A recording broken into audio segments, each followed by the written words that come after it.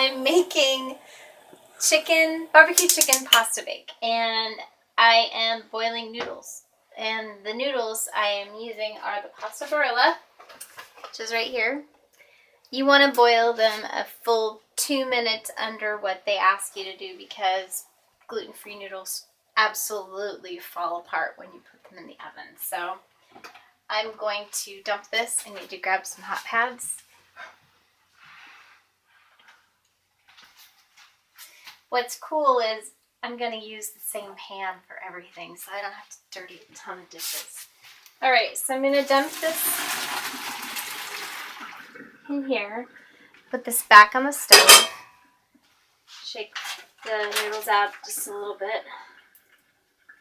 And fog up my glasses, because that's really part of the process. Okay. So I'm going to use the same pan. I've heated the oven to 350 degrees. And I'm going to just add a bunch of my stuff. Now, this is a brand of lactose-free sour cream that is organic and very tasty. And in it, I'm mostly full container. This one actually is about 1.5 cups instead of 2 cups, which is fine. I've mixed in Hidden Valley Ranch powder mix, and that does not have any gluten in it, which is really kind of exciting. I just found that on celiac.com. And what I'm going to do is I'm going to put this in here.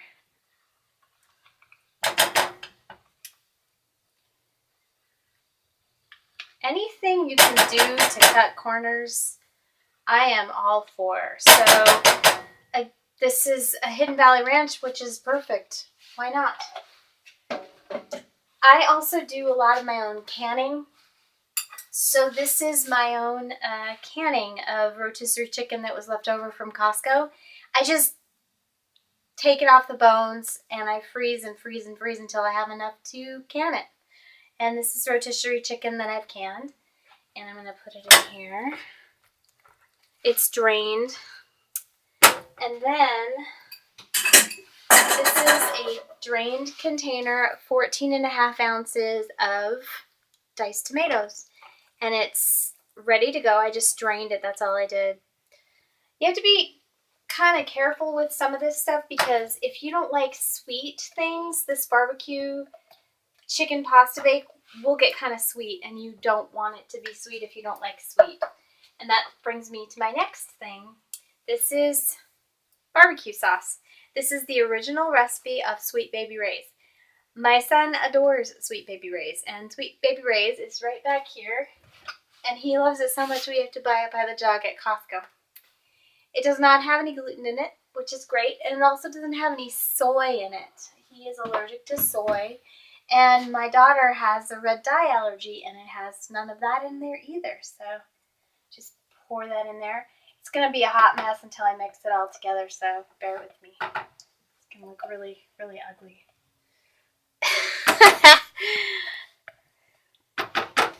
Okay. Now, the recipe calls for an onion, okay, a red onion.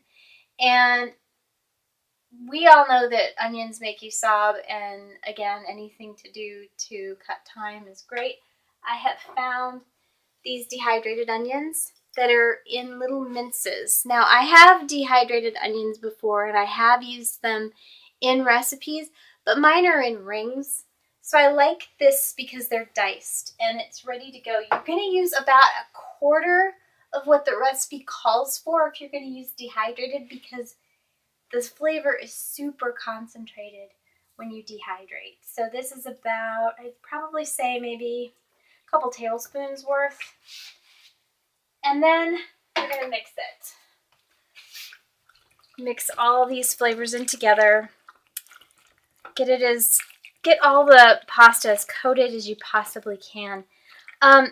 If you choose to use a regular ranch dressing, keep in mind that a lot of the ones on the shelves have maltodextrin in them, and some maltodextrin is fine because it's made from corn, but be really careful, because some of it's not made that way, and it's mostly maltodextrin used to be exclusively from barley, and barley is one of those dangers for people who have celiac disease and people who are gluten-free.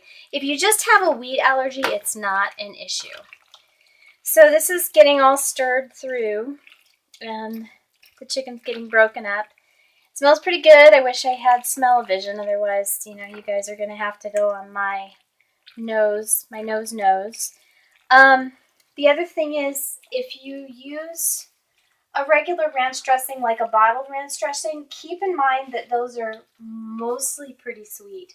So if you like your barbecue sweet, and if you like your ranch dressing sweet, this is going to turn out sweet. But because I used the Hidden Valley Ranch powder mix, it's got a lovely savory flavor to it. It's not sweet at all. But you don't have to add salt to this because of that. So this is great. So we're just going to use a little bit of pepper. We have to be a little careful with pepper in our household because my husband has kidney stones, and sorry. And if you have kidney stones, it's one of those things that you should try to avoid is pepper, black pepper. Black pepper, soy, caffeine, those three things are really not very good for people who form stones. Anyway, and neither is Advil, but you know, you didn't hear it from me. So we're gonna put it in here. In this is like a 9x11 pan, except it's got rounded corners because it's Corningware and it's pretty. So we're gonna put all this in here. We're gonna get scrape all that goodness down. These noodles are a little tough. And the reason why is because, like I said, they've been cooked under the amount that has been asked in them. That's a good thing. This is goat cheese. My favorite, Natural Valley goat cheese. And this is a mild cheddar. And actually, this is a Monterey Jack. Sorry. The recipe calls for a mozzarella. This Monterey Jack is really nice. It's super mild. So I like that. This is the recipe calls for 2 cups. Now this is a little bit more than 2 cups. I might not use it all. We'll see how it all fits on the pan here. Looks pretty good. Looks like I don't have to use it all. I guess I can save this for the next time I put cheese on a dish, which is all the time. Anyway, the oven is at 350. And given that it's at 350, it's going to bake for about a half an hour. And so I want to show off my sweatshirt. And there's more than one person in my life with celiac disease, so we have to actually apply that. And then I have this bracelet that says Be Brave, which is also a celiac awareness piece of jewelry. So I'm constantly reminded, even though, like I said before in other videos, I'm not the one with celiac disease. The rest of my family is. So here I am trying to take care of them. The next time you're going to see this, it's going to be done. Melty and good. Thanks. So this is out of the oven, but we had to start over because the dishwasher was on and it was really loud and obnoxious. Anyway, so I said I was going to make a mess, and I am.